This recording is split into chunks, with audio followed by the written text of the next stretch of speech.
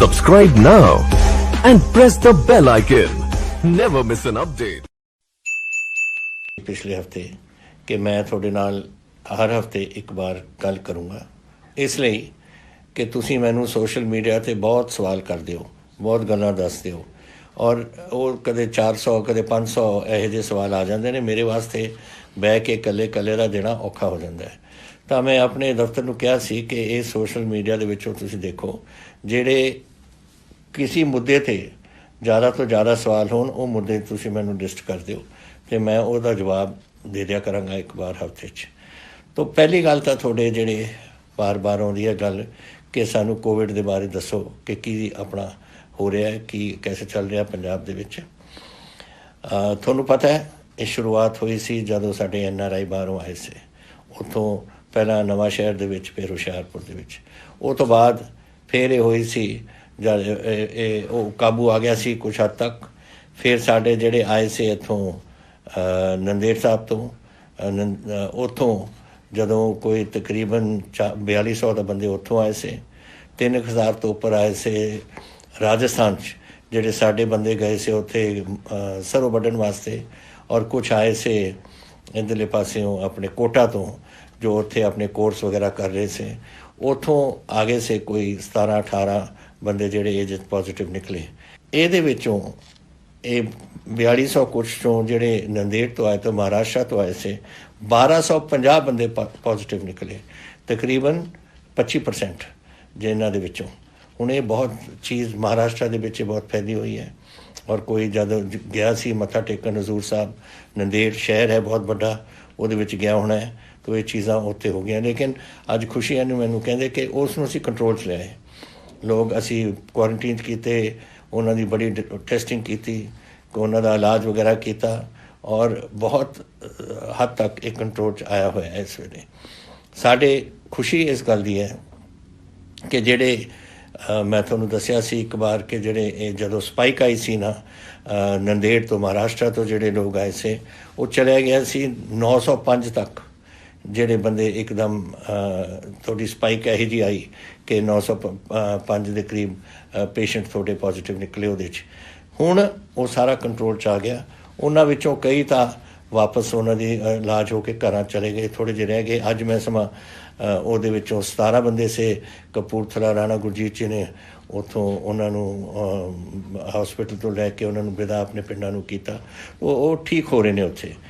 ਅੱਜ ਜਿਹੜੇ ਸਾਡੇ ਰਿਕਾਰਡ 'ਚ ਆਉਂਦੇ ਡੇਲੀ ਉਹ ਇਹ ਹੈ ਕਿ 13 ਮਈ ਨੂੰ ਉਹ ਜਿਹੜੇ 900 ਦੇ ਕਰੀਬ ਸੀ ਉਹ 13-10 ਤੇ ਪਹੁੰਚ ਗਿਆ, 14 ਮਈ ਨੂੰ 11, ਅੱਜ 13, और टोटल साढ़ा 1932 साढ़े कोविड शुरू तो ही जब तो शुरू होया 1932 बंदियां नूं होया सी। लेकिन हुण 10, 11, 13 इस लाइन ते चलदा है। और एक स्पाइक जदों आया सीगा जिहड़े महाराष्ट्र आए थे या राजस्थान तो आए से, उदों भी साढ़ा 7, 8, 6 इस तरीके नाल चल रहा सी, हिंदुस्तान तो सब तो घट। और ये आंकड़े देखो ये बड़े बड़े मैं तुहानूं दसना इसलिए चाहुंदा है क्योंकि साढ़े सब तो ज़्यादा जिहड़े NRI ने दुनिया दे विच वो हैं या तो तमिलनाडु तो या गुजरात तो या पंजाब तो। और अज तमिलनाडु दे विच 10,108 थोड़े मरीज़ ने इस बीमारी दे, गुजरात दे विच 9,932 और पंजाब दे विच 1,932। तो देखो कित्थों कित्थे ताईं आ गया काम। जिहड़े मौतां होईयां ने महाराष्ट्र अपने गुजरात के 606, तमिलनाडु 71 और अपने 32, आप 2% है वो करीब। और तीसरा जिहड़ा डबलिंग हुंदी है ना कि हर किन्ने दिनों बाद अगर अज 10 ने तो 20 कदों हो जाएंगे या 30 कदों या 20 तो फिर 40 कदों हो जाएंगे, वो पंजाब दे विच 44 दिनों बाद ये डबलिंग हो रही है, जिथे महाराष्ट्र में 11 दिनों बाद और तमिलनाडु में 9 दिनों बाद। तो गैप भी है, बीमारी भी असी काबू कर रहे हैं, और ये चीज़ां बड़ियां अहम होंदियां ने इस बीमारी दे विच। महाराष्ट्र देख लो कितनी बुरी तरह फसिया हुआ इस काम च। 19,100 बंदियां नूं कोविड होया होया है और 1,066 दी मौतां होईयां ने। ये बड़ी सानू और 11 दिन च डबलिंग कर रहे हैं। तो साडा पंजाब दा ये आंकड़े बहुत सही आ रहे हैं इस वेले, लेकिन ये सारी थोड़ी मेहरबानी है। देखो ਅਸੀਂ ਤਾਂ ਕਹਿ ਸਕਦੇ ਹਾਂ, ਮੈਂ ਤੁਹਾਨੂੰ ਬੇਨਤੀ ਕਰ ਸਕਦਾ, ਅੰਤ ਵਿੱਚ ਤਾਂ ਤੁਸੀਂ ਉਹ ਕਰਨਾ ਹੈ। ਤੁਸੀਂ ਉਹ ਜਿਹੜੀਆਂ ਚੀਜ਼ਾਂ ਅਸੀਂ ਦੱਸੀਆਂ ਨੇ ਤੁਹਾਨੂੰ ਕਿ ਸੋਸ਼ਲ ਡਿਸਟੈਂਸਿੰਗ ਰੱਖੋ, ਹੱਥ ਧੋਵੋ ਵਗੈਰਾ ਜੋ ਡਾਕਟਰ ਕਰਦੇ ਨੇ, ਤੁਸੀਂ ਕਰ ਰਹੇ ਹੋ, ਤਾਂ ਹੀ ਆਹ ਕੰਮ ਐਸੇ ਬਣ ਰਿਹਾ। ਔਰ ਇਸ ਕਰਕੇ ਮੈਂ ਸੋਚਿਆ ਕਿ ਕਈ ਚੀਜ਼ਾਂ ਆਪਾਂ ਨੂੰ ਕਰਨੀਆਂ ਚਾਹੀਦੀਆਂ ਨੇ ਜੋ ਮੈਂ ਥੋੜ੍ਹੀ ਦੇਰ ਬਾਅਦ ਤੁਹਾਨੂੰ ਦੱਸੂੰਗਾ। ਲੇਕਿਨ ਇਹ ਕੁਛ ਹੋਰ ਇਹਦੇ ਥੋੜ੍ਹੇ ਸਵਾਲ ਸੇ, ਜੈਸੇ 50,000 ਬੰਦੇ ਅੱਜ ਸਾਨੂੰ ਪੰਜਾਬ ਛੱਡ ਕੇ ਬਿਹਾਰ ਤੋਂ, ਝਾਰਖੰਡ ਤੋਂ, ਯੂਪੀ ਤੋਂ ਵਾਪਸ ਆਪਣੇ ਘਰਾਂ 'ਚ ਜਾਂ ਉੱਤਰਾਖੰਡ ਤੋਂ ਜਾਣਾ ਚਾਹੁੰਦੇ ਨੇ, ਉੜੀਸਾ ਤੋਂ ਵੀ ਆਏ ਹੋਏ ਨੇ। ਅਤੇ ਮੈਂ ਉਹਨਾਂ ਨੂੰ ਅਸੀਂ ਉਹਨਾਂ ਦੀ ਟ੍ਰੇਨਾਂ ਕਰ ਰਹੇ ਹਾਂ। ਅੱਜ ਦੇ ਦਿਨ ਤਕਰੀਬਨ ਹੋ ਗਈਆਂ ਨੇ 130 ਟ੍ਰੇਨਾਂ ਆਪਣੀਆਂ ਜਾ ਚੁੱਕੀਆਂ ਨੇ। ਉਹਨੂੰ ਲਿਜਾ ਕੇ 17 ਤੋਂ 18 ਟ੍ਰੇਨਾਂ ਅਸੀਂ ਡੇਲੀ ਭੇਜ ਰਹੇ ਹਾਂ। ਔਰ ਇਸ ਵੇਲੇ 84 ਟ੍ਰੇਨਾਂ ਯੂਪੀ ਜਾ ਚੁੱਕੀਆਂ ਔਰ 32 ਟ੍ਰੇਨਾਂ ਬਿਹਾਰ ਜਾ ਚੁੱਕੀਆਂ ਨੇ, ਜੋ ਅਸੀਂ ਪੰਜਾਬ ਦੇ ਲੋਕ ਅਸੀਂ ਇਹਦਾ ਪੇਮੈਂਟ ਕਰ ਰਹੇ ਹਾਂ ਤਾਂ ਕਿ ਉਹਨਾਂ ਨੂੰ ਅਸੀਂ ਘਰ ਪਹੁੰਚਾ ਸਕੀਏ। ਉਹਨਾਂ ਨੇ ਸੇਵਾ ਕੀਤੀ ਆਪਣੇ ਸੂਬੇ ਦੀ ਔਰ ਸਾਡੀ ਡਿਊਟੀ ਬਣਦੀ ਹੈ। ਇਸੀ ਹਾਲ ਨਾਲ ਸਾਡੇ ਪੰਜਾਬੀ ਜਿਹੜੇ ਬਾਹਰ ਬੈਠੇ ਨੇ, 60,000 ਪੰਜਾਬੀ ਹਿੰਦੁਸਤਾਨ ਦੇ ਹੋਰ ਸੂਬਿਆਂ 'ਚੋਂ ਵਾਪਸ ਆਉਣਾ ਚਾਹੁੰਦੇ ਆ ਔਰ ਡਿਊਟੀ ਬਣਦੀ ਆ ਉਹ ਸੂਬਿਆਂ ਦੀ ਭੇਜਣ ਨੂੰ। ਲੇਕਿਨ ਅਗਰ ਉਹ ਨਹੀਂ ਭੇਜਣਗੇ ਤਾਂ ਅਸੀਂ ਉਹਨਾਂ ਨੂੰ ਲੈ ਕੇ ਆਵਾਂਗੇ, ਸਾਡੇ ਪੰਜਾਬੀ ਨੇ, ਅਤੇ ਅਸੀਂ ਉਹਨਾਂ ਨੂੰ ਉੱਥੇ ਨਹੀਂ ਛੱਡਾਂਗੇ ਅਗਰ ਉਹ ਆਉਣਾ ਚਾਹੁੰਦੇ ਨੇ। ਅੱਜ ਤੁਸੀਂ ਇੱਕ ਸਵਾਲ ਮੈਨੂੰ ਇਹ ਵੀ ਕੀਤਾ ਸੀ ਕਿ ਬਾਹਰੋਂ ਅਸੀਂ ਆਉਣਾ ਚਾਹੁੰਦੇ ਹਾਂ। ਗਵਰਨਮੈਂਟ ਆਫ ਇੰਡੀਆ ਇਹਦੇ ਜਹਾਜ਼ ਕਈ ਜਹਾਜ਼ ਬੁਕਿੰਗ ਕੀਤੀ ਹੈ ਉਹਨਾਂ ਨੇ। 174 ਤਾਂ ਪਹਿਲਾਂ ਜਹਾਜ਼ ਕੀਤੇ ਨੇ, ਹੁਣ ਹੋਰ ਕਰਨ ਲੱਗੇ ਨੇ। ਔਰ ਜਿੱਥੇ ਵੀ ਸਾਡੇ ਹਿੰਦੁਸਤਾਨੀ ਬੈਠੇ ਨੇ ਔਰ ਆਉਣਾ ਚਾਹੁੰਦੇ ਨੇ, ਔਰ ਤੁਸੀਂ ਪੰਜਾਬੀਓ ਜਿਹੜੇ ਬਾਹਰ ਬੈਠੇ ਹੋ ਔਰ ਆਉਣਾ ਚਾਹੁੰਦੇ ਹੋ, ਆਪਣੇ ਕੌਂਸਲ ਜਨਰਲ ਨੂੰ ਤੁਸੀਂ ਜਾ ਕੇ ਦੱਸੋ ਕੌਂਸੂਲੇਟ ਵਿੱਚ ਕਿ ਤੁਸੀਂ ਆਉਣਾ ਚਾਹੁੰਦੇ ਹੋ, ਨਾਮ ਨੋਟ ਕਰਾ ਲਓ ਤਾਂ ਕਿ ਤੁਸੀਂ ਵੀ ਉਸ ਜਹਾਜ਼ ਦੇ ਵਿੱਚ, ਅਸੀਂ ਉਹਨਾਂ ਨੂੰ ਦੱਸ ਦਾਂਗੇ, ਤੁਸੀਂ ਵੀ ਉਹ ਜਹਾਜ਼ ਦੇ ਵਿੱਚ ਆ ਸਕੋ ਵਾਪਸ। ਤਾਂ ਇਹ ਹੈ, ਜਦ ਆਓਗੇ ਤੁਸੀਂ ਪੁੱਛ ਰਹੇ ਹੋ ਮੈਨੂੰ ਸਾਡਾ ਕੁਆਰੰਟੀਨ ਹੋਏਗਾ, ਤੁਹਾਡਾ ਟੈਸਟਿੰਗ ਹੋਏਗੀ ਤੁਹਾਡੀ, ਔਰ ਕੁਆਰੰਟੀਨ 14 ਦਿਨ ਦੀ। ਅਗਰ ਤਾਂ ਤੁਸੀਂ ਪੋਜ਼ੀਟਿਵ ਹੋ ਫਿਰ ਤਾਂ ਤੁਹਾਨੂੰ ਜਾਣਾ ਪਵੇਗਾ ਇਨਟੂ ਹੌਸਪੀਟਲ, ਜਿੱਥੇ ਤੁਹਾਡੇ ਆਪਣਾ ਇਲਾਜ ਕਰਾਉਣਾ ਔਰ ਤੁਸੀਂ ਇਲਾਜ ਤੋਂ ਬਾਅਦ ਆਪਣੇ ਘਰ ਜਾ ਸਕੋਗੇ। ਜਿਨ੍ਹਾਂ ਨੂੰ ਸਿਰਫ ਏਸਿਮਟੋਮੈਟਿਕ ਹੋ ਜਾਂ ਕੁਝ ਬਿਮਾਰੀ ਨਹੀਂ ਹੈ, ਉਹਨਾਂ ਨੂੰ ਅਸੀਂ ਘਰ ਭੇਜ ਦਾਂਗੇ ਕੁਆਰੰਟੀਨ ਵਾਸਤੇ। ਤੁਸੀਂ ਘਰਾਂ 'ਚ ਬੈਠੋ ਔਰ ਤੁਹਾਨੂੰ 14 ਦਿਨ ਉੱਥੇ ਬਿਤਾਉਣੇ ਪੈਣਗੇ। ਫਿਰ ਤੁਹਾਡਾ ਟੈਸਟ ਹੋਊ, ਅਗਰ ਤੁਸੀਂ ਠੀਕ ਹੋ ਫਿਰ ਤੁਸੀਂ ਆਪਣੀ ਇਹ ਕੁਆਰੰਟੀਨ ਦਾ ਕੰਮ ਤੁਹਾਡਾ ਬੰਦ ਹੋ ਜਾਊਗਾ। ਇਹ ਗੱਲਾਂ ਤੁਸੀਂ ਮੈਨੂੰ ਇਹ ਪੁੱਛੀਆਂ ਨੇ ਕੋਵਿਡ ਦੇ ਬਾਰੇ, ਇਹ ਮੈਂ ਤੁਹਾਨੂੰ ਦੱਸਿਆ। ਬਾਹਰੋਂ ਇਸ ਵੇਲੇ ਜੈਸੇ ਮੈਂ ਤੁਹਾਨੂੰ ਦੱਸਿਆ 60,000 ਦਾ ਕਰੀਬ ਪੰਜਾਬੀ ਬਾਹਰੋਂ ਹਿੰਦੁਸਤਾਨ ਦੇ ਸੂਬਿਆਂ ਤੋਂ ਹੋਣਾ ਚਾਹੁੰਦਾ, ਲੇਕਿਨ ਇਹ 60 ਤਾਂ ਬਹੁਤ ਅੱਗੇ ਵੱਧ ਸਕਦਾ ਹੈ। ਇਹ ਤਾਂ ਸਿਰਫ ਸਾਡੇ ਵੈਬਸਾਈਟ 'ਤੇ ਆਇਆ, ਔਰ ਵੈਬਸਾਈਟ ਤੋਂ ਇਲਾਵਾ ਕਈਆਂ ਨੂੰ ਤਾਂ ਪਤਾ ਵੀ ਨਹੀਂ ਹੋਣਾ ਕਿ ਸਾਡਾ ਵੈਬਸਾਈਟ ਕੀ ਹੈ ਕਿਤੇ ਨਹੀਂ। ਜਿਹੜੇ ਕੋਈ ਰਹਿ ਜਾਂਦੇ ਹੋ ਤੁਸੀਂ, ਅਗਰ ਤੁਸੀਂ ਆਉਣਾ ਚਾਹੁੰਦੇ ਹੋ ਸਾਨੂੰ ਦੱਸ ਦਿਓ, ਅਸੀਂ ਤੁਹਾਨੂੰ ਲਿਆਵਾਂਗੇ। ਔਰ ਜਿਹੜੇ ਵਿਦੇਸ਼ਾਂ ਤੋਂ ਆ ਰਹੇ ਨੇ, ਜੋ ਸਾਨੂੰ ਖਬਰ ਆਈ ਹੈ ਐਕਸਟਰਨਲ ਅਫੇਅਰਸ ਮਿਨਿਸਟਰੀ ਤੋਂ ਕਿ ਤਕਰੀਬਨ 20,000 ਦੇ ਕਰੀਬ ਆਪਣੇ ਪੰਜਾਬੀ ਇੱਥੇ ਵਾਪਸ ਆਉਣਾ ਚਾਹੁੰਦੇ ਨੇ। ਤਾਂ ਜੈਸੇ ਮੈਂ ਤੁਹਾਨੂੰ ਦੱਸਿਆ, ਆਪਣੇ ਕੌਂਸੂਲੇਟਾਂ ਨੂੰ ਆਪਣਾ ਨਾਂ ਪਹੁੰਚਾਓ ਜ਼ਰੂਰ। ਸਕੂਲਾਂ ਦੇ ਬਾਰੇ ਦੇਖੋ, ਇਹ ਬੜੀ ਸਕੂਲਾਂ ਦੇ ਵਿੱਚ ਇਹ ਬਿਮਾਰੀਆਂ ਫੈਲ ਸਕਦੀਆਂ ਨੇ, ਵਾਇਰਲ ਹੁੰਦੀਆਂ ਨੇ, ਕਈ ਚੀਜ਼ਾਂ ਹੁੰਦੀਆਂ ਨੇ। ਦੇਖੋ ਆਪਣੇ ਚਿਕਨ ਪੌਕਸ ਹੁੰਦੀ ਹੈ, ਮੰਪਸ ਹੁੰਦੇ ਨੇ, ਇੱਕ ਬੱਚੇ ਤੋਂ ਦੂਜੇ ਬੱਚੇ, ਤੀਜੇ ਬੱਚੇ, ਚੌਥੇ ਬੱਚੇ ਤੱਕ ਜਾ ਸਕਦੀਆਂ ਨੇ। ਔਰ ਤਾਂ ਹੀ ਉਹ ਸਕੂਲਾਂ ਵਿੱਚ ਵੀ ਕੋਈ ਹੋ ਜਾਏ, ਜੋ ਬੋਰਡਿੰਗ ਸਕੂਲ ਨੇ ਉੱਥੇ ਕੁਆਰੰਟੀਨ ਦੇ ਵਿੱਚ ਪਾ ਦਿੰਦੇ ਨੇ, ਨਹੀਂ ਕਹਿੰਦੇ ਨੇ ਘਰਾਂ ਜਾ ਕੇ ਤੁਸੀਂ ਆਪਣੀ ਕੁਆਰੰਟੀਨ 'ਚ ਰਹੋ। ਇਹੀ ਤਰੀਕਾ ਹੈ ਵਾਇਰਸ ਨੂੰ ਕੰਟਰੋਲ ਕਰਨ ਦਾ, ਇੱਕੋ ਹੀ ਤਰੀਕਾ ਹੈ। ਅਤੇ ਸੋਸ਼ਲ ਡਿਸਟੈਂਸਿੰਗ ਰੱਖੋ, ਬੱਚਿਆਂ ਨੂੰ ਇਕੱਠੇ ਨਾ ਹੋਣ ਦਿਓ। ਹੁਣ ਇਕੱਠੇ ਤਾਂ ਸਕੂਲਾਂ ਦੇ ਵਿੱਚ ਕੈਸੇ ਰੋਕੋਗੇ ਤੁਸੀਂ? ਬੈਂਚ 'ਤੇ ਬਹਿੰਦੇ ਨੇ ਜਾਂ ਖੇਡਦੇ ਨੇ ਜਾਂ ਕੁਛ, ਇੱਕ ਦੂਜੇ ਦੇ ਨਾਲ ਤਾਂ ਮਿਲਣਗੇ ਹੀ। ਕੋਈ ਫੁੱਟਬਾਲ ਖੇਡਦਾ ਹੈ, ਕੋਈ ਕੁਛ ਹੋਰ ਚੀਜ਼ ਖੇਡਦੇ, ਤੁਸੀਂ ਰੋਕ ਨਹੀਂ ਸਕਣਾ ਇਸ ਨੂੰ। ਲੇਕਿਨ ਅਸੀਂ ਸਕੂਲਾਂ ਨੂੰ ਇਹ ਜ਼ਰੂਰ ਕਿਹਾ ਕਿ ਇਹਦੇ ਦੌਰਾਨ ਕੋਈ ਇਨਕਰੀਜ਼ ਨਹੀਂ ਹੋਏਗੀ ਉਹਨਾਂ ਦੀ ਫੀਸ ਦੀ। ਇਸ ਸਾਲ ਮੈਂ ਇਹਨਾਂ ਨੂੰ ਭੇਜ ਚੁੱਕਿਆ ਆਰਡਰ ਕਿ ਕੋਈ ਤੁਸੀਂ ਜਿਹੜਾ 8% ਅਸੀਂ ਇਨਕਰੀਜ਼ ਅਲਾਉ ਕਰ ਦਿੰਦੇ ਹਾਂ ਆਪਣੇ ਪ੍ਰਾਈਵੇਟ ਸਕੂਲਸ ਨੂੰ, ਕਿ ਤੁਸੀਂ 8% ਤਾਈਂ ਆਪਣਾ ਵਧਾ ਸਕਦੇ ਹੋ ਆਪਣੀ ਫੀਸ, ਉਹ ਨਹੀਂ ਹੋਣਗੀਆਂ ਇਸ ਸਾਲ। ਪਹਿਲੀ ਗੱਲ ਤਾਂ ਇਹ ਹੈ। ਦੂਸਰਾ, ਔਨਲਾਈਨ ਐਜੂਕੇਸ਼ਨ ਰੱਖਣ, ਕਿਉਂਕਿ ਸਾਨੂੰ ਨਹੀਂ ਪਤਾ। ਅੱਜ ਮੈਨੂੰ ਤੁਸੀਂ ਪੁੱਛੋ ਕਿ ਕਿੰਨੀ ਦੇਰ ਕੋਵਿਡ ਚੱਲੇਗਾ, ਉਹ ਵੀ ਸਵਾਲ ਹੈ ਇੱਕ ਤੁਹਾਡਾ। ਮੈਂ ਕੈਸੇ ਦੱਸਾਂ ਤੁਹਾਨੂੰ ਕਿ ਦੁਨੀਆ 'ਚ ਨਹੀਂ ਪਤਾ ਕੈਸੇ ਚੱਲ ਰਿਹਾ। Nobody knows. ਇਹ ਬਿਮਾਰੀ ਇਹੋ ਜਿਹੀ ਹੈ ਜਿਹੜੀ ਚਾਈਨਾ ਤੋਂ ਸ਼ੁਰੂ ਹੋਈ ਔਰ ਚਾਈਨਾ 'ਚ ਫਿਰ ਵਾਪਸ ਪਹੁੰਚ ਗਈ। ਅਮਰੀਕਾ ਦਾ ਦੇਖੋ ਕੀ ਹਾਲ ਹੈ, ਲੱਖਾਂ ਦੇ ਕਰੀਬ ਉੱਥੇ ਲੋਕ ਬਿਮਾਰ ਹੋ ਗਏ ਔਰ ਪਤਾ ਨਹੀਂ 70-80 ਹਜ਼ਾਰ ਦੇ ਕਰੀਬ ਤਾਂ ਮਰ ਗਏ ਨੇ ਉੱਥੇ। ਇਹ ਸਾਰੇ ਕਿਤੇ ਦੁਨੀਆ ਚੱਲੀ ਹੈ ਤਾਂ ਕੋਈ ਕੰਟਰੋਲ ਨਹੀਂ ਨਾ ਸਾਨੂੰ ਪਤਾ ਹੈ ਬਿਮਾਰੀ ਬਾਰੇ, ਨਾ ਡਾਕਟਰਾਂ ਨੂੰ, ਸਾਇੰਟਿਸਟ ਨੂੰ, ਕਿਸੇ ਨੂੰ ਪਤਾ ਇਸ ਦੇ ਬਾਰੇ। ਤੋ ਇਹ ਕਰਕੇ ਸਕੂਲ ਸਾਨੂੰ ਬੰਦ ਰੱਖਣੇ ਪੈਣਗੇ ਜਦ ਤਾਈਂ ਕੁਝ ਇਹਦੀ ਜਾਣਕਾਰੀ ਨਹੀਂ ਹੁੰਦੀ ਔਰ ਇਹ ਨਹੀਂ ਪਤਾ ਲੱਗਦਾ ਕਿ ਇਹਦਾ ਅਸੀਂ ਕੈਸੇ ਇਲਾਜ ਇਹਦਾ ਕਰਾਂਗੇ। ਸੋ ਇਹ ਤੁਹਾਨੂੰ ਇਹ ਤੁਹਾਨੂੰ ਔਖੀ ਘੜੀ ਤੁਹਾਨੂੰ ਕੱਟਣੀ ਪਊ। ਮੈਂ ਜਾਣਦਾ ਬੱਚਿਆਂ ਦੀ ਜਿਹੜੀ ਪੜ੍ਹਾਈ ਹੈ ਉਹ ਨਹੀਂ ਹੋਣੀ, ਲੇਕਿਨ ਔਨਲਾਈਨ ਤੁਸੀਂ ਅਗਰ ਜਿਹੜੇ ਸਕੂਲ ਕਰ ਸਕਦੇ ਨੇ ਤੁਸੀਂ ਕਰੋ। ਉਹਦੇ ਵਾਸਤੇ ਔਨਲਾਈਨ ਵਾਸਤੇ ਤਾਂ ਵੱਖ ਗੱਲ ਹੈ, ਲੇਕਿਨ ਹੋਰ ਕੋਈ ਬਿੱਲ ਨਹੀਂ ਤੁਸੀਂ ਲਾਉਣੇ। ਜੈਸੇ ਬਿਲਡਿੰਗ ਚਾਰਜਸ ਹੁੰਦੇ ਨੇ, ਟਰਾਂਸਪੋਰਟੇਸ਼ਨ ਚਾਰਜਸ, ਮੀਲ ਚਾਰਜਸ ਵਗੈਰਾ, ਇਹ ਨਹੀਂ ਲੱਗਣਗੇ। ਅਗਰ ਤੁਸੀਂ ਔਨਲਾਈਨ ਦੀ ਸਿਖਲਾਈ ਹੈ ਉਹਦਾ ਜਿਹੜਾ ਕੁਝ ਤੁਹਾਡਾ ਖਰਚਾ ਹੁੰਦਾ ਉਹ ਤੁਸੀਂ ਬੇਸ਼ੱਕ ਚਾਰਜ ਕਰ ਸਕਦੇ ਹੋ। ਤੋ ਇਹ ਗੱਲਾਂ ਅਸੀਂ ਕਈ ਚੀਜ਼ਾਂ ਇਹ ਪ੍ਰਾਈਵੇਟ ਸਕੂਲਸ ਨੂੰ ਲਿਖ ਕੇ ਭੇਜੀਆਂ ਨੇ, ਅਖਬਾਰ 'ਚ ਆ ਜਾਣਗੀਆਂ ਔਰ ਮੈਂ ਆਸ ਕਰਦਾ ਕਿ ਤੁਸੀਂ ਆਪਣੇ ਬੱਚਿਆਂ ਨੂੰ ਪੜ੍ਹਾਓ ਜ਼ਰੂਰ। ਔਰ ਜੈਸੇ ਹੀ ਸਾਨੂੰ ਪਤਾ ਲੱਗਦਾ ਹੈ ਕਿ ਇਹ ਕੰਮ ਹੁਣ ਦਬਣ ਲੱਗ ਗਿਆ ਔਰ ਕੋਈ ਇਹਦਾ ਕੋਈ ਇਲਾਜ ਮਿਲ ਰਿਹਾ ਤਾਂ ਅਸੀਂ ਸਕੂਲ ਖੋਲ੍ਹ ਸਕਾਂਗੇ। ਇਹ ਤੁਹਾਡੇ ਬੱਚਿਆਂ ਦੀ ਬਿਹਤਰੀ ਵਾਸਤੇ ਹੈ, ਤੁਹਾਡੇ ਪਰਿਵਾਰ ਦੀ ਔਰ ਤੁਹਾਡੇ ਬੱਚਿਆਂ ਦੀ ਸਿਹਤ ਵਾਸਤੇ ਹੈ। And I am not willing to take risk. ਮੈਂ ਰਿਸਕ ਨਹੀਂ ਲਊਂਗਾ ਕਿ ਤੁਹਾਡੇ ਬੱਚਿਆਂ ਨੂੰ ਮੈਂ ਇੱਥੇ ਇਹੋ ਜਿਹੀ ਚੀਜ਼ 'ਚ ਫਸਾਵਾਂ ਜਿੱਥੇ ਉਹਨਾਂ ਨੂੰ ਬਿਮਾਰੀਆਂ ਹੋਣ ਜਿਹਦੇ 'ਚੋਂ ਸ਼ਾਇਦ ਨਿਕਲ ਨਾ ਸਕਣ। ਤੋ ਇਹ ਜ਼ਰੂਰੀ ਹੈ, ਮੇਰੀ ਜ਼ਿੰਮੇਵਾਰੀ ਹੈ ਔਰ ਮੈਂ ਆਸ ਕਰਦਾ ਕਿ ਤੁਸੀਂ ਇਸ ਜ਼ਿੰਮੇਵਾਰੀ ਦਾ ਮੇਰਾ ਸਾਥ ਦਿਓਗੇ। ਖੁਸ਼ੀਆਂ ਇਸ ਗੱਲ ਦੀਆਂ ਜ਼ਰੂਰ ਨੇ ਕਿ ਜੈਸੇ ਤੁਸੀਂ ਮੈਨੂੰ ਇਹ ਵੀ ਪੁੱਛਿਆ ਸੀ ਫਸਲ ਦੇ ਬਾਰੇ ਕਿ ਤੁਸੀਂ ਹੁਣ ਸਾਉਣੀ ਆ ਰਹੀ ਹੈ, ਸਾਉਣੀ ਦੀ ਆਪਾਂ ਫਸਲ ਕੀ ਕਰਾਂਗੇ।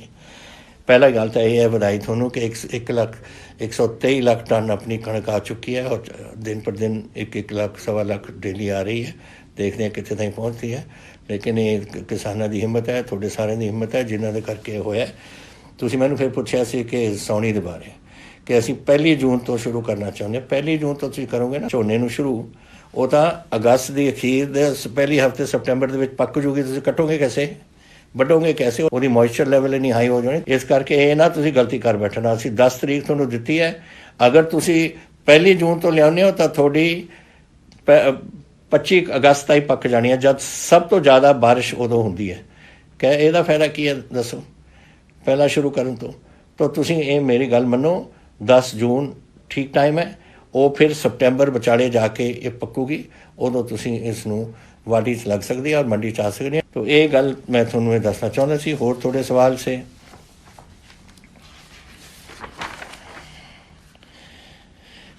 ਸਰਕਾਰ ਗਵਰਨਮੈਂਟ ਆਫ ਇੰਡੀਆ ਨੂੰ ਫਲਾਈਟਾਂ ਅਤੇ ਟ੍ਰੇਨ ਲਾਉਣੇ ਚਾਹੀਦੇ ਨੇ, ਮੈਂ ਸਮਝਦਾ ਲਾਉਣੇ ਚਾਹੀਦੇ ਨੇ। ਔਰ ਫਲਾਈਟਾਂ ਤਾਂ ਜੈਸੇ ਮੈਂ ਤੁਹਾਨੂੰ ਕਿਹਾ ਲੋਕਾਂ ਨੂੰ ਲੈ ਕੇ ਆ ਰਹੇ ਨੇ ਬਾਹਰੋਂ, ਔਰ ਟ੍ਰੇਨਾਂ ਤਾਂ ਹੁਣ ਚੱਲ ਹੀ ਰਹੀਆਂ ਨੇ। ਅਸੀਂ ਜਿਹੜੇ ਆਪਣੇ ਬੰਦੇ ਜਾ ਰਹੇ ਨੇ ਤਾਂ ਇਸ ਤੋਂ ਬਾਅਦ ਜਦੋਂ ਬੰਦਿਆਂ ਨੂੰ ਪਹੁੰਚਾ ਦੇਣ ਆਪਣੇ ਆਪਣੇ ਸੂਬਿਆਂ ਦੇ ਵਿੱਚ, ਉਸ ਤੋਂ ਬਾਅਦ ਇਹਨਾਂ ਨੂੰ ਚਾਲੂ ਕਰਨਾ ਚਾਹੀਦਾ। ਮੈਂ ਇਹਦੇ ਸਹਿਮਤ ਹਾਂ। ਤੁਸੀਂ ਇਹ ਵੀ ਕਿਹਾ ਕਿ ਮੈਂ ਇੱਕ ਛੋਟਾ ਇਹ ਸੰਗਰੂਰ ਤੋਂ ਆਇਆ ਕਿ ਮੈਂ ਇੱਕ ਛੋਟਾ ਬਿਜ਼ਨਸਮੈਨ ਹੈ ਲੁਧਿਆਣੇ ਤੋਂ, ਅਤੇ ਮੈਂ ਪਿਛਲੇ 2 ਮਹੀਨਿਆਂ 'ਚ ਮੇਰੀ ਕੋਈ ਕਮਾਈ ਨਹੀਂ ਹੋਈ। ਮੈਂ ਆਪਣਾ ਬਿਜ਼ਨਸ ਕੈਸੇ ਖੋਲ੍ਹ ਸਕਦਾ? ਦੁਕਾਨ ਹੋਣੀ, ਉਹਦੀ ਕੁਝ ਛੋਟਾ ਜਿਹਾ ਕੰਮ ਹੋਣਾ।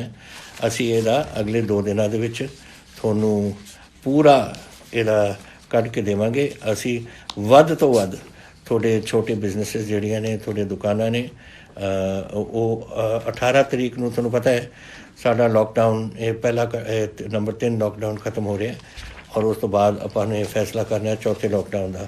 ਲੇਕਿਨ 18 ਤਰੀਕ ਨੂੰ ਮੈਂ ਤੁਹਾਡੀਆਂ ਵੱਧ ਤੋਂ ਵੱਧ ਦੁਕਾਨਾਂ ਔਰ ਬਿਜ਼ਨਸਿਸ ਤੁਹਾਡਾ ਖੋਲ੍ਹਾਂਗਾ ਜਿੱਥੇ ਕੰਟੇਨਮੈਂਟ ਏਰੀਆਜ਼। ਹੁਣ ਮੈਨੂੰ ਇਹ ਰੈੱਡ, ਔਰੇਂਜ ਅਤੇ ਹਰਾ, ਇਹ ਜਿਹੜਾ ਲਾਲ, ਕੇਸਰੀ ਅਤੇ ਹਰਾ ਜਿਹੜੇ ਰੰਗ ਰੱਖੇ ਨੇ, ਮੈਂ ਇਹਦੇ ਨਾਲ ਕੋਈ ਸਹਿਮਤ ਨਹੀਂ।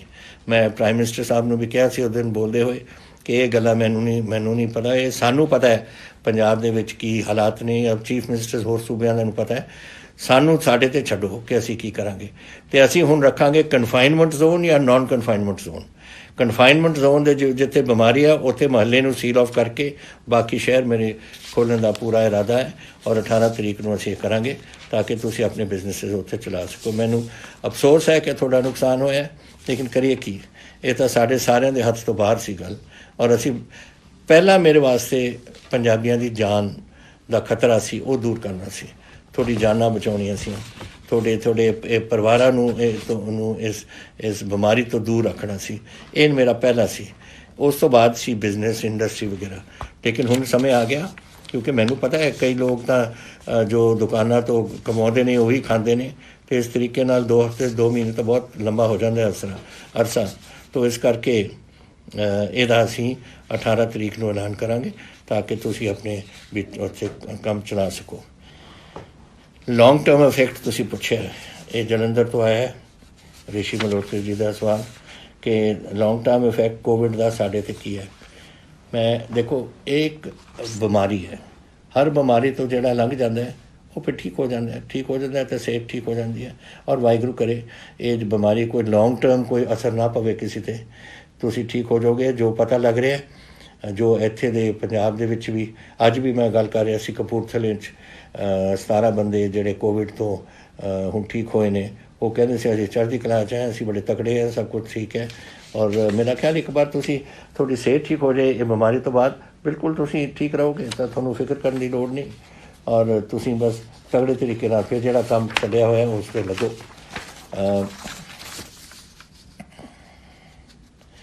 इंडस्ट्रीलिस्ट का एक और आया कि we are not getting chance to open factories थोड़ियाँ खुलातियाँ बड़ियाँ ਜਿਹੜੀਆਂ ਜਿਹੜੇ ਨੌਨ ਰੈੱਡ ਜ਼ੋਨ ਜਿਹੜਾ ਕੰਟੇਨਮੈਂਟ ਜ਼ੋਨ ਦੇ ਵਿੱਚੋਂ ਉਹ ਤਾਂ ਖੁੱਲ੍ਹ ਗਈਆਂ ਨੇ। ਬਾਕੀ ਮੈਂ ਤੁਹਾਨੂੰ 18 ਨੂੰ ਜਿਹੜੇ ਛੋਟੇ ਬਿਜ਼ਨਸ ਕਿਤੇ ਜਿਹੜੇ ਲੋਕ ਕਹਿੰਦੇ ਨੇ ਕਿ ਉਹ ਔਰੇਂਜ ਜ਼ੋਨ ਜਾਂ ਰੈੱਡ ਜ਼ੋਨ ਹੈ ਜਿਹੜੀ ਮੈਂ ਚੱਕ ਦਿੱਤੀ ਹੈ, ਮੈਂ ਤਾਂ ਕਹਿੰਦਾ ਕਿ ਕਨਫਾਈਨਮੈਂਟ ਜ਼ੋਨ ਹੈ ਜਾਂ non confinement zone. Confinement zone ਵਿੱਚ ਜਿੱਥੇ ਮੁਹੱਲਾ ਹੈ ਉਸ ਨੂੰ ਆਈਸੋਲੇਟ ਕਰਾਂਗੇ, ਇਹਦੇ ਇੱਕ ਬਫਰ ਜ਼ੋਨ ਛੱਡ ਦਾਂਗੇ ਔਰ ਬਾਕੀ ਅਸੀਂ ਸਭ ਕੁਝ ਖੋਲ੍ਹ ਦਾਂਗੇ। ਤਾਂ ਔਰ ਇਹੀ ਮੈਂ ਪ੍ਰਾਈਮ ਮਿਨਿਸਟਰ ਸਾਹਿਬ ਨੂੰ ਕਿਹਾ ਸੀ ਕਿ ਤੁਸੀਂ ਇਸ ਕੰਮ ਦਾ ਸਾਨੂੰ ਛੁੱਟ ਦਿਓ ਤਾਂ ਕਿ ਅਸੀਂ ਸਾਨੂੰ ਪਤਾ ਸਾਡੇ ਵਿੱਚ ਕੈਸੇ ਆ, ਸਾਡੇ ਡਿਪਟੀ ਕਮਿਸ਼ਨਰ ਸਾਡੀ ਐਡਮਿਨਿਸਟ੍ਰੇਸ਼ਨ ਆਪ ਹੀ ਸਾਂਭ ਲੂਗੀ ਇਸ ਨੂੰ, ਇਹ ਵਾਰੀ ਕਰਨ ਦੀ ਲੋੜ ਨਹੀਂ। ਲੇਕਿਨ ਮੈਂ ਚਾਹੁੰਦਾ ਕਿ ਜ਼ਿਆਦਾ ਤੋਂ ਜ਼ਿਆਦਾ ਸਾਡੀ ਕਾਮਰਸ ਵਧੇ, ਸਾਡੀ ਬਿਜ਼ਨਸ ਵਧੇ, ਸਾਡੀ ਇੰਡਸਟਰੀ ਵਧੇ ਔਰ ਸਾਡੇ ਲੋਕਾਂ ਦੀ ਨੌਕਰੀਆਂ ਵਧਣ ਔਰ ਤੁਹਾਡੇ ਆਮਦਨ ਦੇ ਸਾਧਨ ਬਣਨ। ਇਹ ਹੁਣ ਉਸ ਕੰਮ 'ਤੇ ਆ ਗਏ ਅਸੀਂ ਔਰ ਉਸ ਕੰਮ 'ਤੇ ਅਸੀਂ ਪੂਰਾ ਜ਼ੋਰ ਤੁਹਾਡੇ ਨਾਲ ਲੱਗਣਾ। ਜਿਹੜੀ ਤੁਸੀਂ 2 ਗੱਲਾਂ ਕਹੀਆਂ ਸੀਆਂ ਇੰਡਸਟਰੀ ਵਾਸਤੇ ਸਟਿਮੂਲਸ ਜਾਂ ਹੈਲਪ EMI ਵਗੈਰਾ, ਇਹ ਗਵਰਨਮੈਂਟ ਆਫ ਇੰਡੀਆ ਦੇ ਹੱਥ ਵਿੱਚ ਹੈ। ਅਸੀਂ ਇਹਦੇ ਬਾਰੇ 26 ਮਾਰਚ ਨੂੰ ਮੈਂ ਇੱਕ ਚਿੱਠੀ ਲਿਖ ਚੁੱਕੇ ਹਾਂ ਪ੍ਰਾਈਮ ਮਿਨਿਸਟਰ ਨੂੰ ਔਰ ਮੈਂ ਉਸ ਨੂੰ ਫੋਲੋ ਅਪ ਕਰਾਂਗਾ ਕਿ ਜਿਹੜੇ ਹੁਣ ਤੁਸੀਂ ਐਲਾਨ ਕਰ ਰਹੇ ਹੋ ਯਾਨੀ ਕਿ 20 ਲੱਖ ਕਰੋੜ ਅਸੀਂ ਪੂਰੇ ਹਿੰਦੁਸਤਾਨ 'ਚ ਦੇਣਾ, ਉਹ ਉਹਨਾਂ ਕੀ ਦੇਣਾ ਹੈ, ਕੈਸੇ ਦੇਣਾ ਹੈ, ਕੀ ਕੁਝ ਕਰਨਾ ਹੈ, ਉਹ ਅਸੀਂ ਲਿਖ ਰਹੇ ਹਾਂ ਲੈਟਰ। ਇੱਕ ਮੈਂ 20 ਮਾਰਚ ਨੂੰ ਇਸ ਤੋਂ ਬਹੁਤ ਪਹਿਲਾਂ ਇੱਕ ਮੈਂ ਲੈਟਰ ਲਿਖ ਚੁੱਕਿਆ ਸੀ ਜੋ ਮੈਂ ਠੀਕ ਸਮਝਦਾ ਸੀ ਕਿ ਗੱਲਾਂ ਹੋਣੀਆਂ ਚਾਹੀਦੀਆਂ ਨੇ। ਹੁਣ ਇਹਨਾਂ ਦੀ ਅਨਾਊਂਸਮੈਂਟ ਤੋਂ ਬਾਅਦ, ਦਿੱਲੀ ਦੀ ਅਨਾਊਂਸਮੈਂਟ ਤੋਂ ਬਾਅਦ ਮੈਂ ਉਹ ਗੱਲਾਂ ਨੂੰ ਇੱਕ ਅਮਲੀ ਜਾਮਾ ਬਣਾ ਕੇ ਇਹ ਮੈਂ ਲਿਖਣਾ ਚਾਹੁੰਦਾ ਦੁਬਾਰਾ ਕਿ ਫਲਾਣੀ 1 2 3 4 ਇਹ ਪੁਆਇੰਟਸ ਬਣਾ ਕੇ ਕਿ ਇਹਨਾਂ ਦੇ ਵਿੱਚ ਤੁਸੀਂ ਸਾਡੀ ਇਸ ਤਰੀਕੇ ਨਾਲ ਹੈਲਪ ਕਰ ਸਕਦੇ ਹੋ ਜੋ ਤੁਸੀਂ ਐਲਾਨ ਕੀਤਾ ਹੈ। ਆਈ ਐਗਰੀ ਵਿਥ ਯੂ, ਜਿਹੜੀ ਤੁਸੀਂ ਗੱਲ ਕਹੀ ਹੈ ਕਿ ਐਡੀਸ਼ਨਲ ਫਸਲ ਦਾਣਾ ਵਗੈਰਾ ਖਾਣਾ ਵਗੈਰਾ ਦੇਣਾ ਚਾਹੀਦਾ ਹੈ ਗਰੀਬਾਂ ਵਾਸਤੇ ਔਰ ਤੁਹਾਨੂੰ ਇਹ ਬੁਰਾ ਲੱਗਦਾ ਹੈ, ਬੁਰਾ ਤਾਂ ਮੈਨੂੰ ਵੀ ਲੱਗਦਾ ਹੈ। ਲੇਕਿਨ ਜਿਹੜਾ ਬੰਦਾ ਆਪਣੇ ਬੱਚੇ ਨੂੰ ਰੋਟੀ ਨਹੀਂ ਖਵਾ ਸਕਦਾ ਉਹ ਫਿਰ ਸਾਡੀ ਡਿਊਟੀ ਬਣ ਜਾਂਦੀ ਹੈ। ਤੁਹਾਨੂੰ ਪਤਾ ਕਿੰਨਾ ਅਸੀਂ ਦੇ ਚੁੱਕੇ ਹਾਂ ਇਸ ਵੇਲੇ 1 ਕਰੋੜ ਪੈਕੇਟ ਅਸੀਂ ਦੇ ਚੁੱਕੇ ਹਾਂ, 3 ਕਰੋੜ ਦੀ ਆਪਣੀ ਆਬਾਦੀ ਹੈ ਲੇਕਿਨ ਹਾਲੇ ਵੀ ਲੋਕਾਂ ਨੂੰ ਪੂਰੀ ਰੋਟੀ ਨਹੀਂ ਮਿਲ ਰਹੀ ਕਿਉਂਕਿ ਇਹ ਜਿਹੜੇ ਮਾਈਗਰੈਂਟ ਲੇਬਰ ਹੈ ਜਾਂ ਆਪਣੀ ਲੇਬਰ ਹੈ ਜਾਂ BPL ਸਾਡੀ ਫੈਮਿਲੀਜ਼ ਨੇ।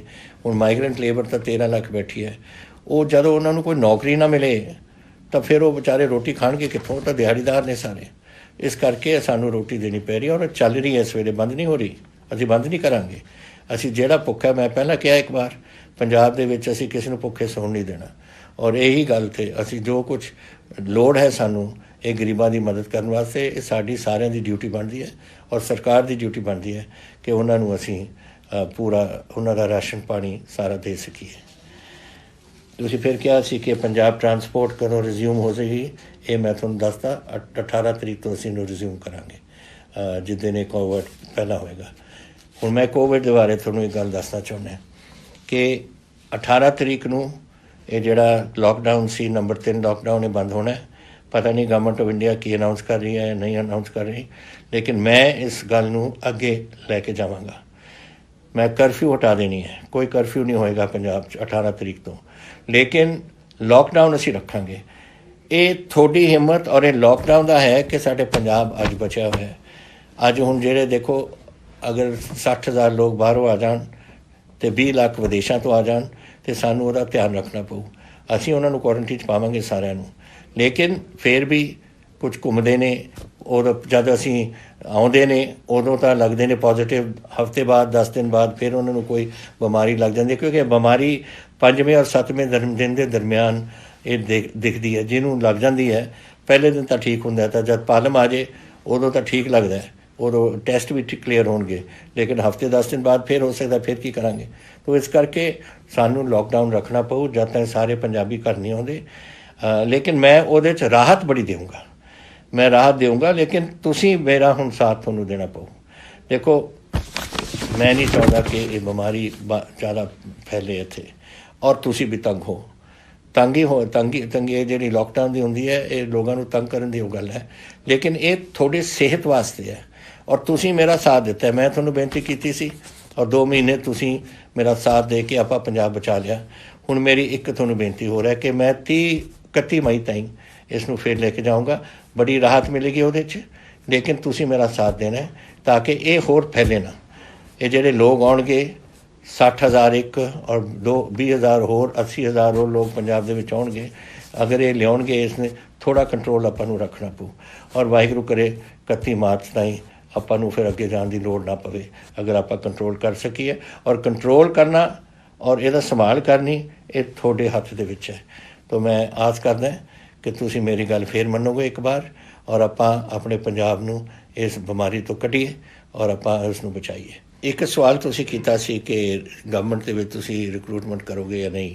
ਇਹ ਤੁਹਾਨੂੰ ਪਤਾ ਹੈ ਕਿ ਅਸੀਂ ਆਪਣੇ ਪਿਛਲੇ ਬਜਟ ਸੈਸ਼ਨ ਦੇ ਦੌਰਾਨ ਐਲਾਨ ਕੀਤਾ ਸੀ ਕਿ ਅਸੀਂ 1 ਲੱਖ ਨੌਕਰੀਆਂ ਇਹਦੇ ਵਿੱਚ ਇਸ ਸਾਲ ਦੇ ਵਿੱਚ ਕਰਾਂਗੇ। ਫਿਰ ਕੋਵਿਡ ਹੋ ਗਿਆ ਸ਼ੁਰੂ, ਲੇਕਿਨ ਇਹਦਾ ਮਤਲਬ ਇਹ ਨਹੀਂ ਕਿ ਅਸੀਂ ਨਹੀਂ ਕਰਾਂਗੇ, ਇਹ ਬਿਲਕੁਲ ਕਰਾਂਗੇ। ਇਹਦੇ ਵਾਸਤੇ ਅਸੀਂ ਹੁਣ ਬਣਾ ਰਹੇ ਹਾਂ ਕਿ ਕਿਸ ਤਰੀਕੇ ਨਾਲ ਅਸੀਂ ਇਹ ਰਿਕਰੂਟਮੈਂਟ ਡਰਾਈਵ ਕਰਨੀਆਂ ਨੇ, ਔਰ ਕੁਛ ਦਿਨਾਂ ਵਿੱਚ ਤੁਹਾਡੇ ਸਾਹਮਣੇ ਇਹ ਗੱਲ ਅਸੀਂ ਰੱਖਾਂਗੇ ਤਾਂ ਕਿ ਜਿਨ੍ਹਾਂ ਨੇ ਅਪਲਾਈ ਕਰਨਾ ਹੈ ਉਸ ਵਾਸਤੇ ਕਰੋ, ਔਰ ਅਸੀਂ ਇੰਟਰਵਿਊਜ਼ ਵਗੈਰਾ ਦਾ ਪ੍ਰਬੰਧ ਕਰ ਰਹੇ ਹਾਂ। ਇੱਕ ਤਾਂ ਇਹ ਹੈ। ਇੱਕ ਮੁਕੁਲ ਚੋਪੜਾ ਜੀ ਨੇ ਪੁੱਛਿਆ ਮੈਨੂੰ ਕਿ GNDU ਦਾ ਐਗਜ਼ਾਮੀਨੇਸ਼ਨ ਕਦੋਂ ਰੱਖਿਆ ਜਾਵੇਗਾ। ਇਹ ਮਸਲਾ ਤਾਂ ਹੈ ਤਾਂ ਇਹ ਵਾਈਸ ਚਾਂਸਲਰ ਦਾ ਔਰ ਉਹਨਾਂ ਦੇ ਆਪਣੇ ਫੈਸਲਿਆਂ ਦਾ, ਲੇਕਿਨ ਜੋ ਮੈਨੂੰ ਪਤਾ ਲੱਗਿਆ ਕਿ UGC ਨੇ ਬੋਰਡ ਐਗਜ਼ਾਮਸ ਅਰਲੀ ਆਪਣੇ ਯੂਨੀਵਰਸਿਟੀ ਦੇ ਐਗਜ਼ਾਮਸ ਅਰਲੀ ਜੁਲਾਈ ਦੇ ਵਿੱਚ ਉਹ ਰੱਖਣਾ ਚਾਹੁੰਦੇ ਨੇ, ਔਰ ਬੋਰਡ ਐਗਜ਼ਾਮ CBSE ਦੇ ਵੀ ਜੁਲਾਈ ਦੇ ਵਾਸਤੇ ਸ਼ਡਿਊਲ ਹੋਏ ਨੇ, ਲੇਕਿਨ ਇਹ ਅਨਾਊਂਸਮੈਂਟ ਤਾਂ ਫਿਰ ਵਾਈਸ ਚਾਂਸਲਰ ਸਾਹਿਬ ਕਰਨਗੇ ਕਿਸ ਤਰੀਕੇ ਨਾਲ UGC ਨਾਲ ਗੱਲ ਕਰਕੇ ਕਿਸ ਤਰੀਕੇ ਨਾਲ ਕਰਨਾ ਚਾਹੁੰਦੇ ਨੇ। ਤੀਸਰਾ ਜਿਹੜਾ ਮੈਂ ਇੱਕ ਹੋਰ ਸਵਾਲ ਤੁਹਾਡੇ ਨਾਲ ਕਰਨਾ ਚਾਹੁੰਦਾ, ਜਿਹੜਾ ਮੈਂ ਸਮਝਦਾ ਕਿ ਤੁਸੀਂ ਇਹ ਬੜੀ ਸੋਚ ਕੇ ਤੁਸੀਂ ਮੈਨੂੰ ਪੁੱਛਿਆ ਕਿ ਆਪੋਜੀਸ਼ਨ ਪਾਰਟੀਜ਼ ਤੁਹਾਡੇ 'ਤੇ ਇਲਜ਼ਾਮ ਵਗੈਰਾ ਲਾਉਂਦੀਆਂ ਨੇ, ਤੁਸੀਂ ਕੀ ਸਮਝਦੇ ਹੋ ਉਸ ਦੇ ਬਾਰੇ। ਦੇਖੋ ਗੱਲ ਇਹ ਲੜਾਈ ਹੈ ਸਾਡੇ ਭਵਿੱਖ ਦੀ, ਆਪਣੇ ਬੱਚਿਆਂ ਦੇ ਭਵਿੱਖ ਦੀ, ਤੁਹਾਡੇ ਪਰਿਵਾਰਾਂ ਦੇ ਭਵਿੱਖ ਦੀ, ਪੰਜਾਬ ਦੇ ਹਿੰਦੁਸਤਾਨ ਦੇ ਭਵਿੱਖ ਦੀ। ਔਰ ਮੈਂ ਸਾਰੇ ਆਪੋਜੀਸ਼ਨ ਪਾਰਟੀਆਂ ਨੂੰ ਸੱਦਿਆ ਸੀ ਔਰ ਮੈਂ ਉਹਨਾਂ ਨੂੰ ਬੁਲਾਇਆ ਕਿ ਸਾਰਿਆਂ ਨੇ ਮੈਨੂੰ ਭਰੋਸਾ ਦਿੱਤਾ ਸੀ, ਹਰ ਪਾਰਟੀ ਨੇ, ਕਿ ਅਸੀਂ ਤੁਹਾਡਾ ਇਸ ਕੋਵਿਡ ਦੇ ਬਿਮਾਰੀ ਦੇ ਸਮੇਂ ਤੁਹਾਡਾ ਪੂਰੀ ਸਪੋਰਟ ਕਰਾਂਗੇ। ਅਗਰ ਹੁਣ ਉਹ ਭੁੱਲ ਗਏ ਨੇ ਆਪਣਾ ਜਿਹੜਾ ਵਾਅਦਾ ਮੇਰੇ ਨਾਲ ਕੀਤਾ ਸੀ ਔਰ ਹੁਣ ਸਿਆਸਤ ਨੂੰ ਅੱਗੇ ਲਿਆਏ ਨੇ, ਫਿਰ ਮੈਂ ਕੀ ਕਹਿ ਸਕਦਾ ਇਹਦੇ ਬਾਰੇ। ਵੈਸੇ ਉਹਨਾਂ ਨੂੰ ਸੋਚਣਾ ਚਾਹੀਦਾ ਹੈ ਕਿ ਇਹ ਪੰਜਾਬ ਦੇ ਔਰ ਪੰਜਾਬ ਦੇ ਲੋਕਾਂ ਦਾ ਭਵਿੱਖ ਹੈ, ਔਰ ਜਦੋਂ ਤਾਈਂ ਇਹ ਲੜਾਈ ਮੁੱਕਦੀ ਨਹੀਂ ਔਰ ਆਪਾਂ ਇਹਦੇ 'ਚ ਫਤਿਹ ਨਹੀਂ ਆਪਾਂ ਇੱਥੇ ਹੋਵਾਂਗੇ ਤਾਂ ਇਹ ਗੱਲ ਪੰਜਾਬ ਦੇ ਵਿੱਚ ਫੈਲਦੀ ਰਹੂ। ਔਰ ਇਸ ਕਰਕੇ ਸਾਡਾ ਸਾਥ ਹੋਣਾ ਚਾਹੀਦਾ ਸੀ ਉਹਨਾਂ ਦਾ। ਔਰ ਮੈਂ ਅੱਜ ਵੀ ਆਸ ਕਰਦਾ ਕਿ ਜਿਹੜਾ ਭਰੋਸਾ ਉਹਨਾਂ ਨੇ ਮੈਨੂੰ ਦਿੱਤਾ ਹੈ ਉਹ ਇਸ ਕੋਵਿਡ ਤੋਂ ਇਲਾਵਾ ਜੋ ਮਰਜ਼ੀ ਕਰੋ ਸਿਆਸਤ, ਲੇਕਿਨ ਕੋਵਿਡ ਵਿੱਚ ਸਾਡਾ ਸਾਥ ਦਿਓ ਤਾਂ ਕਿ ਆਪਾਂ ਪੰਜਾਬ ਨੂੰ ਔਰ ਪੰਜਾਬੀਆਂ ਨੂੰ ਇਸ ਔਰ ਆਪਣੇ ਬੱਚਿਆਂ ਨੂੰ ਇਸ ਤੋਂ ਬਚਾ ਸਕੀਏ। ਮੈਨੂੰ ਇੱਕ ਮਹਿੰਦਰਪਾਲ ਜੀ ਨੇ ਜਲੰਧਰ ਤੋਂ ਲਿਖੀ ਹੈ ਚਿੱਠੀ ਕਿ ਉਹ ਇੱਕ ਪਾਸ ਲੈਣਾ ਚਾਹੁੰਦੇ ਸੀ, ਉਹਨਾਂ ਨੂੰ ਪਾਸ ਨਹੀਂ ਮਿਲਦਾ। ਇਹ ਮੈਨੂੰ ਹੈਰਾਨੀ ਲੱਗਦੀ ਹੈ ਇਸ ਗੱਲ ਦੀ, ਕਿਉਂਕਿ ਡਿਪਟੀ ਕਮਿਸ਼ਨਰਸ ਔਰ SSPs ਨੂੰ ਦੱਸਿਆ ਗਿਆ ਕਿ ਜੋ ਆਪਣੇ ਪਾਸ ਲੈ ਕੇ ਕੁਝ ਖਾਸ ਜ਼ਰੂਰੀ ਕੰਮ ਕਰਨਾ ਚਾਹੁੰਦੇ ਉਹਨਾਂ ਨੂੰ ਦਿੱਤਾ ਜਾਵੇ। ਅਤੇ ਮੈਂ DC ਜਲੰਧਰ ਨੂੰ ਅੱਜ ਇਨਫੋਰਮ ਕਰਦੇ ਹਾਂ ਮਹਿੰਦਰਪਾਲ ਜੀ ਕਿ ਤੁਹਾਨੂੰ ਇਹ ਪ੍ਰੋਬਲਮ ਨਾ ਹੋਵੇ ਔਰ ਇਹ ਤੁਹਾਨੂੰ ਪਾਸ ਇੱਕਦਮ ਦਿੱਤਾ ਜਾਵੇ ਤਾਂ ਕਿ ਤੁਸੀਂ ਆਪਣੇ ਫੈਮਿਲੀ ਨੂੰ ਜਲੰਧਰ ਤੋਂ ਬਠਿੰਡੇ ਪਹੁੰਚਾ ਸਕੋ।